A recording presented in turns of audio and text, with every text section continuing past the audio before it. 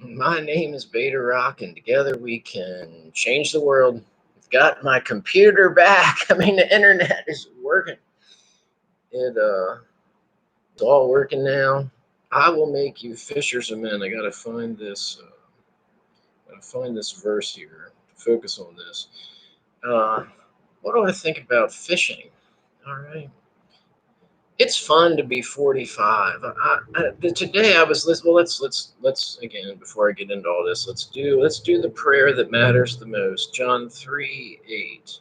Does it matter the most? Hebrews 10:26-31 still matters the most. Do we need to focus on this? John 3:8. This is a biblical. Let me read it on my phone. This is a biblical text. Let me find it. Let me find it. Where is it? This is a biblical text, John 3:8. The wind blows wherever it pleases. You hear its sound, but you cannot tell where it comes from or where it is going. So it is with everyone born of the Spirit. This then is my prayer. Lord, may I be your wind here now. Again, total sincerity here to say things that I trust are from God. I mean, that is quite a thing, isn't it? I mean, really. Anyway, fishers of men. Today's been nice because I have the internet and I've been able to think. I have several things that I was on fire about, and now it's time to do this, and here we go. What do I think about this? The whole thing started this morning. Well, let's start here. Let's go with that, I guess. It started this morning. This good friend of mine. I just was texting about it here now. We talked at 7:30. And now it's 6, almost 12 hours later. But I was thinking about something he said. Has his own life just like you do. How about that? Okay, and so he said something about this person and this whole situation and all this drama, something that was happening at his work. And I heard it. Like I was is it empathetic or however, like this story really interests me. I mean, I'm interested in the story itself, which didn't have really anything directly to do. It was two people in a huge conflict, and that conflict was playing out in the lady's work. And then my friend is her boss, so it impacted him and the company and everything. The whole story is kind of a nugget of vibrancy. Okay, and I like that. I was genuinely interested. And then the more that listened, he said one thing because he then too is a good Christian guy trying to help here, and I don't mean help. I mean help. Like really, what is how does he what do I do here? And here's what he said that really I texted him about this something, and how he might have said it was probably better than what I'm going to say. But he was basically, this is what I heard, the kind of the idea of how to present Jesus to the bad sinners. Okay, the way the church would have done it, or maybe in Sunday school we would have learned, or how do we do this, and maybe the idea of a Bible tract, and it wasn't going to work. He knew the situation. He knew the guy. I mean, the lady had her own set of problems, but the guy was kind of the identified really bad sinner guy. Okay. Besides from all, okay, I'm just giving you my take on the story. And my friend, who I really like, I mean, he he definitely does not fall into the bastard Pharisee sinning kind of person where I think his heart is legitimate. Okay. He did not grow up in the church. That's a big plus. He came to it independently. He saw breaths of Jesus, the vibrancy, the reality of things that made him look at the life that he had, which he kind of liked. But this was something more. There was something more to what God offered. That was what attracted him. And the story, the relationship inside of that, and that gets me distracted a little bit, but it was authentic. He wasn't coming because he was supposed to. He was coming because he wanted it. That the idea of living water, there's something better here. I got water. But this water over here with Jesus is fuller and richer and purer and better. And I'm interested in that. Now, I do see trouble with my way, okay, but it's not that bad. But here, okay, a real story. And it impacted. I haven't brought up the relationship into his, say, conversion that happened. And I mentioned this, and he said, oh, yeah, well, I'm still, he was so honored by that situation, the organization, his young life, to tell you that impacted him.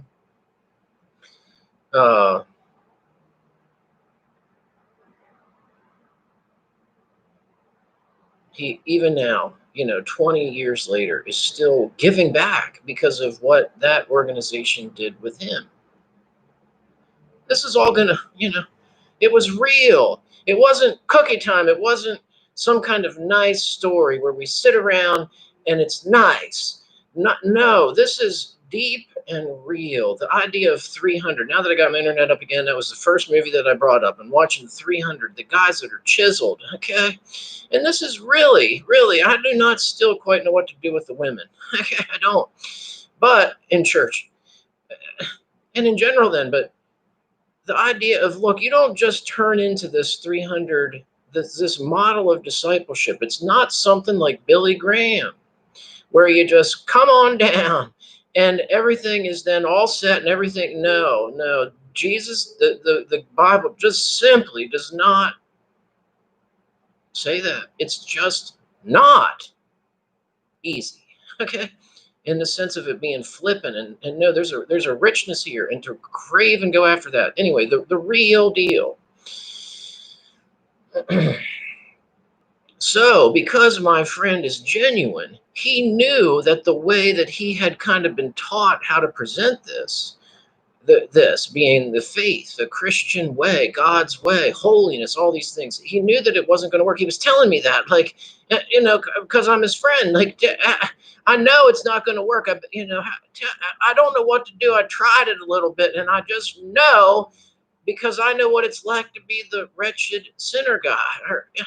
He knew it wasn't going to work. And then we listened to the story and didn't say anything more at the time. But then here later, reflecting on it, it just came to mind, this idea of the fisher of men. Fishers of men. What does that mean? What does that mean? Okay. Let's just put that thought over here for a second.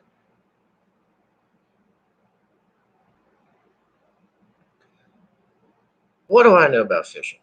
Not much.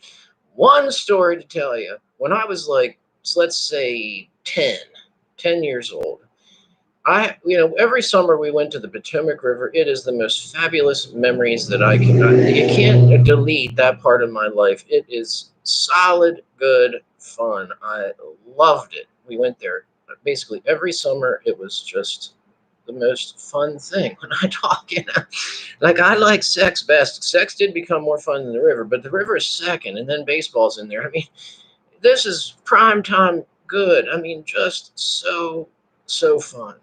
I loved it, all of everything. So mostly it was fun because we'd get in the water and jump off the dock and swim and riding around in the boat and the smell of the gas and whipping around the corner. I could put my hand down, and there wasn't a lot of people there. Not that really mattered. There was a pretty girl too. Not that really. I'm just saying, just stuff that comes out of my head. John 3. Okay. So a side event was fishing. We went to the store, maybe, I forget. It was probably Kmart at the time, and got some kind of $7 fishing pole that you would pull on the string, and it didn't really come out too smooth. Like, this was not a high quality fishing line, which didn't matter. And then on top of that, we got, I think I had a tackle box. So we spent a little bit of money and anyway, but then we also bought, listen, we bought salmon eggs. That was the bait, salmon. I don't know much about fishing, but then I caught, the end of the story here is I caught a catfish. Okay. But so I was using salmon eggs with an $8 fishing pole to catch a fish. So what happened? So I'm out there, and then I fell asleep. So I just remember, as much as I can, I would have been in a life jacket. I was all by myself on the dock, and there was an inner tube, black inner tube, and I laid down there like a 10-year-old. It was kind of just a perfect little place to fall asleep. So that's what I did. I fell asleep. So I had the fishing pole in my hand, tossed out, because then, and it did have a bobber, so I could just let it, and somehow it was all just perfect. The bobber was there, the water was calm. I didn't have to, it just stayed there, and I fell asleep. I don't know how long it was. Let's say it was 30 minutes. And then I kind of got awake because the fishing line was just going out. Like, hey, and then I remember like waking up, not like jarred awake, but I was like, what's going on? I'm like, I'm not a fisher person in the first place. I probably have forgot that I was fishing. Okay. And then I thought, oh, I think the fish. Okay. And then I look out, no bobber. I can't see the bobber. So again, this is a good sign, but I am 10. And then I'm like, okay, well, I guess I'll reel it in. And that was a fish that I caught. It was a catfish. It was kind of a celebration. There was this other guy that this old man who I'm sure is dead. He was a very nice man. He helped me to cut it up, and we ate the fish. I mean, it had a couple morsels, and it wasn't too big, but it was it was a catfish. It was good. So what does that tell you?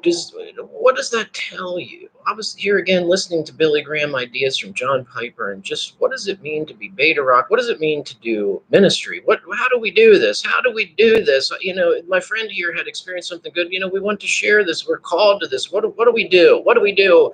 What do we do? And by the way that we've been taught, it doesn't work.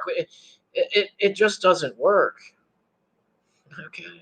Really, what comes to mind here is the idea of that you can travel miles and miles. I mean, people do inside of the Pharisee world of the bastard pastors and the churches that suck are people that'll give thousands and thousands and thousands. And in Georgia, for instance, there's this thing called the National Christian Foundation where people flood. I mean, it's not that the Pharisees don't give. Giving is not really the problem here. But like as an example, again, the National Christian Foundation did a Jesus movie, which totally sucked. I mean, it just totally sucked. They were proud of it, I guess, but it just, I mean, flat down, it just would not, like if my friend, for instance, would give that Jesus movie to this guy that he is concerned for, how do I give this guy the living water? How do I communicate this? And he'd just say, like, maybe he'd send it to him in the mail, or what could they do? Come over and and then he slips in the Jesus movie from the National Christian Foundation. I mean, there is no way. Because the base reality of BuzzFeed, this guy, this is ridiculous. This is bad acting. I've even heard some of this. That was my friend's kind of, what do we do? Okay, so what do I think about this? Okay. This is what I said to my friend, and I'm telling you, this is what I did. So what do we learn from fishing? Okay, well, number one, it takes time. I mean, 30 minutes isn't that long, so it's not like you're going to fish your friend in time, but the idea of it taking time, not some kind of like they do kind of in cool churches or like with Pastor Johnny even, like we know it's coming, here it is, a 10-minute plea at the end, and then people come down. Like, that it works doesn't mean that it really works. I mean, even Pastor Johnny himself says that with 17,000 members, the IRS can't, he's retired now, but with 17, the IRS can't even find, half of them or more than that. Like, so, I mean, it's even the own evidence before you. It's glamorous. It attracts attention. I was listening to Billy Graham here, and you see these people flooding and all these people. It's appealing to the flesh. Okay. What does Jesus say? No, literally, it's going to take time. This and three relationships now. When I do it right, I was thinking about this thing for business, and I was thinking about how this thing might go with business. And so clearly in this scenario, I'm not the power person. I got not much money. And if this all plays, but I was imagining the conversation. I mean, really, this is where Sollenberger County fell apart and how this might go. But I was like, where is this going to end up? Somewhere good, because I forget where I'm going. But I know what I want to say. Like, the rules with me, like to this superpower person and me, the peon, I'm always right. That's rule number one. And number two is I'm never wrong. And then number three is if in case of doubt, refer to rule number one. Okay. That's going to maybe be my opening line, because I just believe and see that if we don't talk like this, it's going to fail. Okay. Really, to the rich, if we need to get to the 300, I'm going to have to talk to you like this. Now, you might not like it, but then that just simply means that it wasn't to be in you're an Esau. I mean, that's okay. That's the path that I'm fine with. And then it's just not going to work. But trying to bring an Esau into a Jacob scenario, or however God and his sovereignty works, but what we can do is talk to people like freaking humans. Okay. And say things. What else do we learn from fishing? Well, we ought to have a lure. Can you say that? Lure. L-U, how do you spell this? L-U-R-E, a lure. There should be some bait. I mean, we're trying to catch them, okay? We're trying to catch them. Maybe even the idea of it hurting. I mean, isn't like coffee and donuts comes to mind? This is, all of it. There's an offense here. Again, what does expository preaching mean? What does it mean to be a good pastor? I'm not making my own rules. I'm looking at this old dusty book that fell on the floor here called Holy, and not trying to put my ideas into a book. I'm looking at the book and exposing what it says, right? That is that is the job of the pastor, right? So why are we, again here? Wait, you see, you're saying, well, it is Jesus's analogy. Let's not try to fight it. It's going to hurt the guy's mouth when you catch him, okay? And then there's a fight. All this, a fight. That comes to mind. This other friend I should probably call back, because out of the blue he texted me the other day. This was one of the last Mohicans. He was one of the last clients of Sallenberger County. Out of the blue he came in. I should check here again, right? This is being a fisher of men. It's going to take time. The substance that you come at people with, make sure it's pure, make sure it's right, but stay on that, okay? Give them the good stuff. Give them the good stuff.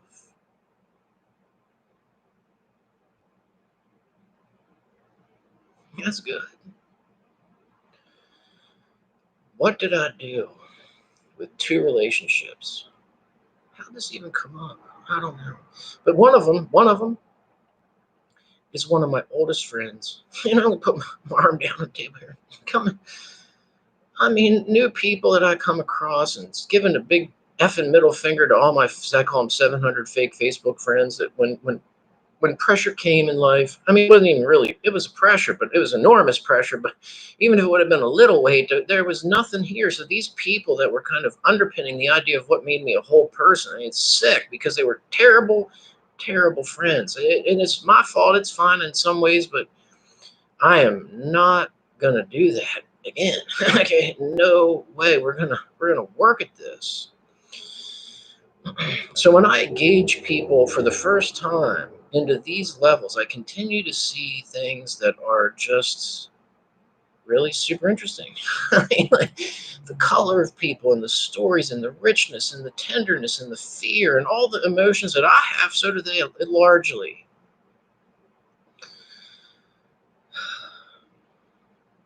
And this friend here in particular, again, we're talking back to first grade.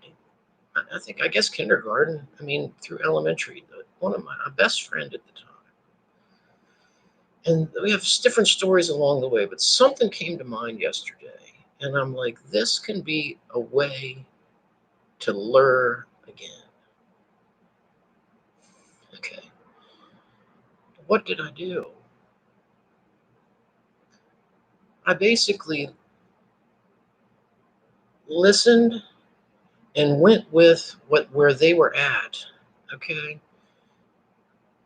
Not compromising. And I shared my stories. Okay, real stories. My goal isn't, not really. It really isn't.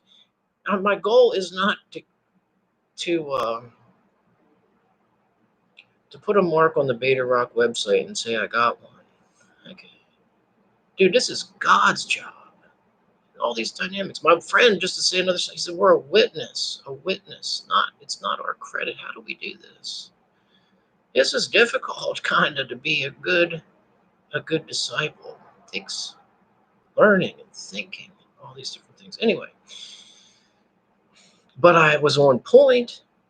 I found it. I found the way to say something vibrant into the story, tell me about, in this case, I think I can say, I don't want to, offend interests here, but he's an agnostic atheist. He didn't fight the word. And I said to him, in this thing, and there was a bridge, because this was really my heart's cry to be able to say what I eventually said. So the hardest thing, the thing that I personally was most interested in, basically was like, I couldn't believe that there must have been a personal story that made him resentful towards God, and then atheism and agnostic, or whatever you want to say, became the clear and making sense kind of result of a pain. Okay, that's been in my head. So I did that. And then he responded. It just worked out. He responded back with a story. And I read the story and I'm like, okay, that makes sense. I'm not fighting you here. I'm not trying to give you a response. I'm not coming back with a predetermined but. Okay. I'm just going to listen and be your friend. Really, some of this was impacted too because I have another friend who is now Muslim. Okay. And I studied this, and listening to a guy's story about how he left his family, who was a Muslim missionary. I mean, they were like the Pharisees on the Muslim side, entrenched in this. He does not talk to his parents. So the cost, to learn, it hurt. And it really impacted. He's dead now, this guy, this converted Muslim to Christianity guy. But of everything he said, he did. He laid out everything he knew then. It became a mind event. There was a mind event. But his frank testimony was that this Christian guy listened to him and became his friend. Okay.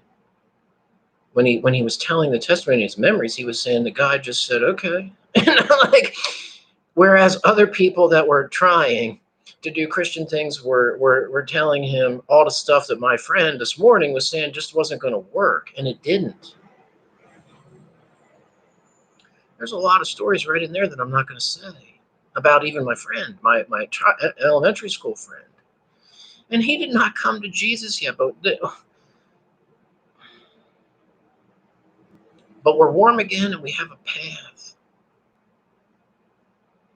And this happened again with a new friend. Okay, same kind of thing, and that's what I heard. And then another person who, this relationship has been 3 months in the making, and there was a rejection. Okay, and then I waited and came back from a different angle, and now it's warm and good. And in this case too, there was deep pain of church abuse. Okay, and so unlike my elementary friend, just to give you little details. But the common thread here is that I stayed true to authenticity. When I say, fuck you, Bob, okay? Bob Maluga. When I talk and tell the truth, what do I say? New Psalm 1:1. I say, don't tell the truth, tell the goddamn truth. Like, I don't do this because I'm disrespecting God. I'm doing this because I'm telling the truth. And the truth is attractive, okay? People don't want you to make up stories. This is a living water that is real and trustworthy. It's not my job. It's God's job. John 6:44. It's God's job. God draws. We're witnesses. What else on this? Maybe that's about all I want to say. That is the idea. The fisher of men.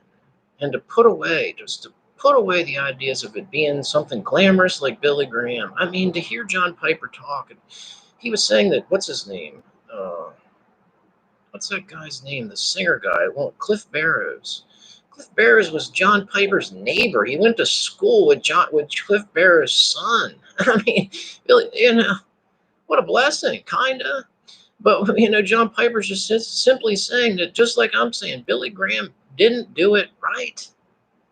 And they have a tough time logically saying this because of what seems to be so good. But what comes to mind here is do not judge. We don't know this. What we do know is that what the Bible says, it indicates exactly into criticisms of what Billy Graham deserves to be criticized in. You don't put the seed on the soft and rocky soil that springs up quickly and dies. That's exactly what Billy Graham did. And don't tell me, okay, he dead now and he wouldn't take my call if he was alive. But don't tell me that he doesn't know that. So is he tricking Christians into this? Is this why the church is in the disheveled shape that it is today? Because we believed in Billy Graham and not the Holy Lord and Savior Jesus Christ. Billy Graham found his way into Time magazine. Dude, I want to be in God's living book of the Lamb, okay? How about you? Do you know my King?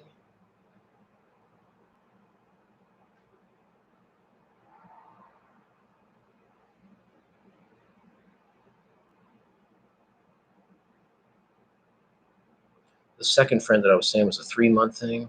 Same stories as me, different version, different outcome. She pissed, angry, okay, for good reason, because that's what I did. I just said, bastard pastor, and was talking about this. And she knows me enough to know, like, look, I love Jesus. And so if she's thinking that's what was blocking things. Look, no, honey, I tell you the truth and I know. So really then is where my mind is now is it's an invitation. It's an invitation to you. I look in the eyes here, okay? Okay. It's an invitation to you to say, you have a story, you have a song. I said to my atheist elementary school friend, I said, why don't you open, and I said his name, church, like Beta Rock Church, like how about you open, and I said his name, and how about you open that church, okay? I want to come to that church and hear what you got to say. I want to know how you think. Tell me what you've learned here in life, because that's where the pitfalls are going to come up, okay? Because this is my King. This is the Alpha and the Omega. This is the document that I don't trust because I'm dumb, but because I've experienced how rich and full it is. I'm not scared here to come to your faith agnostic church. I want to hear how you think, and I want to see along with you. Look, dude, I do agree with these things that happen to you. That's not the fault here. Let's breathe into this. Let's breathe into this. Okay? What's going on here? What's going on here? You're going to have to give up this other story. You're going to have to give up your kids and move and do all this. Oh, okay, now we got to the good part. This is the stinger of the thing. But they don't object to that. They don't object to the truth. Authentically, it does not get done by track. It gets done by heart change. And heart change takes time. Looking like a 300 warrior, is that worth it? Damn right. Okay. It's going to take time. And then like my thought was, you tell your story, be real, wrestle with God, tell the truth. If someone like me comes and talk to him, that's what the Islam guy said. He said he talked to him. Okay. He wasn't against talking. Tell the truth. That's what won out. The truth won. But not some kind of welcome gift little package bullshit. Tell them the real truth, the goddamn truth, the rich truth. What is happening here? What are your flaws? What are your weaknesses? To breathe into that unashamed. I think I got stuff pretty much sorted out now. Okay? But that doesn't mean I won't say I don't know. This one guy, he said, just Josephus. Did you know this? Josephus was born after Jesus died, 33, maybe right around then, or right about he died when or he was born when Jesus died, and that's what my friend was one of his kind of primary objections to, like, why I shouldn't be a Christian, like logically thinking, how can we attest to a guy that didn't even meet him? Okay, I'm like, good freaking point. That's good. Okay, I didn't know that. Thank you. Okay, what else you got? Tell me about your girlfriends, and that brought up a conversation. Come on now. Fishing. Are people dumb? No. Okay, that's an easy. They're not dumb. They know. And they'll investigate. They'll test. They'll probe. And what's safe here? What do we guide? What do we guide here with? We guide with knowing that Jesus is real. Okay, And if you don't have that straight, then keep on working it out. Telling the truth. Time. Dedication to holiness. And then, okay, what's the vision of Beta Rock Church? To have people then, and this is our generation, we don't need to replicate what didn't work with Billy Graham. It might have looked like it did, but people have just done, they're done. I think that people are just done. It's just not, it doesn't work because it wasn't wholly right. So to be the new way to do it, okay, the old story encased now in a new way. We're going to be 300 level warriors, just like God told us to be in the first place. This isn't a new way. When I say betaism, it's not because it's new. It's because it needs to differentiate from the bullshit that's out there. I'm showing you what the Bible plainly says. It may not pay bills. It doesn't pay my internet. I still got to have a job. We'll work that out. We're going to trust God here with this. No compromise. What else? I think that's about it. But this is good. Life change sits here. It's not a scientific process that works, but I'm seeing fruit, and I definitely like it. I get pissed back. That's not my only agenda. You're not. We don't go here. It's gonna be done. I'll go find somebody else. Oh, but aren't you supposed to be a pastor? I am a damn pastor. And if you treat me like that, we ain't going to be like buddy. Okay?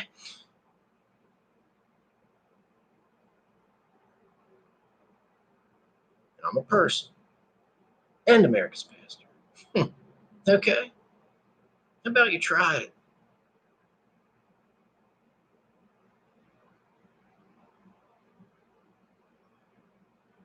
How are things with you and God? I don't have any members yet, and I'm not sure you're a Christian unless you are in Beta Rock Church. I don't know. I'm just telling you my stories. You want to be a 300 level warrior? I'm getting ready to go run. I didn't have my phone set. Thought I didn't anyway. This is a daily thing. Daily. Pick up your cross daily. Is it hard? Not really. You have to tell the truth? Yep. You have to keep thinking? Yep. You trust God? Yep. You have to talk to Him? Yep. I'm just happy because behind this sits a base idea and belief to be fully known and to be fully loved. I think that's what God wants from us. He talks about marriage being a model of this, relationship, intimacy, to be fully known and fully loved by a jealous God. How to do things. If you love me, obey my commands. Okay, I do. I love you. I want to. I got needs. Fine. So we got to talk and we got to interact like this. It is a wrestle. It's a fight. It's a relationship. It's intimate. It's conflict. It's fun. And then a sweet return. Now I got people that are, yeah, okay. Let me just look here. Let's see. Boom, boom, boom. Look, yes, all sorts of wonderfulness that I'm going to now get to read when I'm done. I traded in my ashes for glory. I traded it in. I just traded it in. I'm just not going to do it that way anymore. This is genuine. This is better. I believe this is what God had in mind between Him and me, between Him and you, okay? And then between us and others to enjoy community as God meant for it to be. God, help us in our relationships. Help us to see holiness, okay? Help us to see perfection. Guide us in your ways. In Jesus' name, amen.